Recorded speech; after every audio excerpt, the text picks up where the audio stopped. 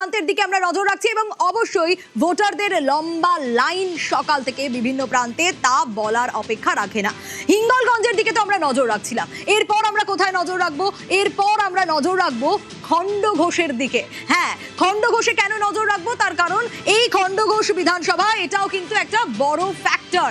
কোথাও গিয়ে পূর্ব বর্ধমানের এই খণ্ডঘোষ, যা বিষ্ণুপুর লোকসভার অন্তর্গত, সেখানে কিন্তু তৃণমূলের জয় জয়কার ছিল।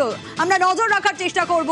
দেবব্রত রয়েছে আমার সঙ্গে। দেবব্রত, এখানে এই মুহূর্তে তুমি যে বুথের সামনে রয়েছো, 7টা বাজতে এখনো 10 মিনিট মতো দেরি রয়েছে, ভোটারদের লম্বা লাইন দেখতে পাচ্ছি।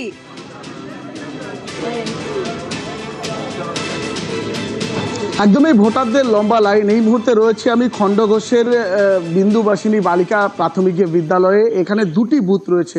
তোমাকে যদি একটু চিত্রটা দেখাই, ভেতরে রয়েছে আধা সামরিক বাহিনীর 6 জন জওয়ান, রয়েছে একজন রাজ্য পুলিশের কনস্টেবল রয়েছে, তাকে বাইরে রাখা হয়েছে এবং সকাল থেকেই কিন্তু লম্বা লাইন। আমরা কয়েকজনের সঙ্গে কথা বলছিলাম, তারা বলছিল সকাল থেকেই মেঘলা আকাশ, জমিতে ধান রয়েছে, যে কারণে তারা সকাল সকাল কিন্তু ভোট দিতে এসেছে। 179 নম্বর বুথ এবং 180 নম্বর বুথ। 179 নম্বর বুথে 1100-র অধিক ভোটার রয়েছে, 180 নম্বর বুথে রয়েছে 600-র অধিক ভোটার।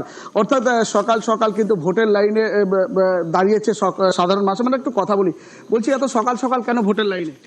খামারে ছাদে উঠোনে সব ধান আছে, সেই জন্য সকাল সকাল চলে এসছে। কেন মেঘ করেছে? হ্যাঁ, মেঘলা আকাশ, ঝড় বৃষ্টি হওয়ার কথা আছে, সেই জন্য চলে এসছে। একেবারেই বুঝতে পারছো, সকাল সকাল কিন্তু লম্বা লাইনে দাঁড়িয়েছে সাধারণ মানুষ। নির্বাচন কমিশনের কাছে বড় চ্যালেঞ্জ, প্রথম দফার মতো দ্বিতীয় দফাতে যাতে অবাধ এবং শান্তিপূর্ণ ভোট হয়, তার সেই লক্ষ্যেই কিন্তু একেবারে কড়া নিরাপত্তার মধ্য দিয়ে ইতিমধ্যেই ভোট গ্রহণ কেন্দ্রে মক পোল শেষ হতে চলেছে। 7টা থেকে পোল শুরু হবে, 7টা থেকে ভোটদান শুরু হবে।